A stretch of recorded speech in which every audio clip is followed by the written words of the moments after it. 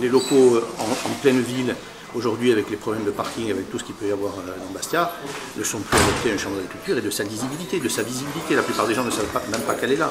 Alors ça a été logique il y a 30 ans, ça ne l'est plus aujourd'hui. Le monde agricole déserte de plus en plus la chambre d'agriculture. Or, il ne faut pas oublier une chose, c'est que la chambre d'agriculture est au service des agriculteurs. Non, toutes les conditions ne seront pas terminées, mais elle va acter en tous les cas un des sites. Il y a eu un vote qui a été fait par le bureau élargi, qui a acté Vescovat, effectivement. Je pense que l'Assemblée qui va se réunir va le confirmer. Puis ensuite, il y a encore beaucoup de travail à faire, y compris avoir les autorisations du préfet, de réaliser les emprunts nécessaires et de faire tout ce travail, y compris avec les personnels pour discuter de leur devenir, comment tout ça va se passer. On n'est encore pas au bout du chemin. Et puis l'avenir dira s'il y a une régionalisation, si elle se fait en Haute-Corse, comment ça se fait, ça on n'en sait rien, c'est trop tôt pour en parler. Aujourd'hui, ce que l'on a pu percevoir, c'était qu'il y avait quand même une gêne que une intersyndicale avec les agents de la Chambre viennent, lors d'une AG de la Chambre, AG annuelle, poser des interrogations et des inquiétudes quant à l'opération immobilière que la Chambre veut faire en déménageant, en transférant le siège qui est ici dans le Fango vers la commune de Viscorat.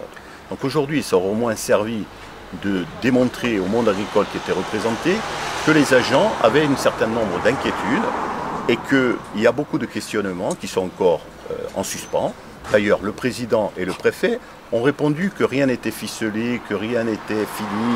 Le préfet a même dit que c'était un projet qui ne pouvait pas répondre jusqu'à présent. C'était lui qui donnait la garantie d'emprunt, de pouvoir emprunter. Aujourd'hui, je crois qu'on est toujours dans l'expectative, toujours dans l'inquiétude. Parce que quand on regarde le plan de construction, on parle de juin 2018. On est en décembre 2017.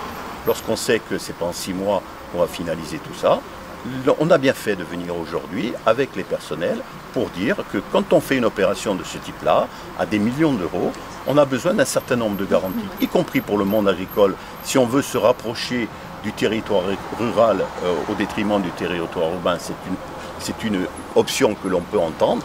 Mais d'un autre côté, les conditions dans lesquelles cette opération doit être faite interpellent les agents et au-delà, l'intersyndicale qui était présente aujourd'hui. On nous dit que ça va être une opération blanche.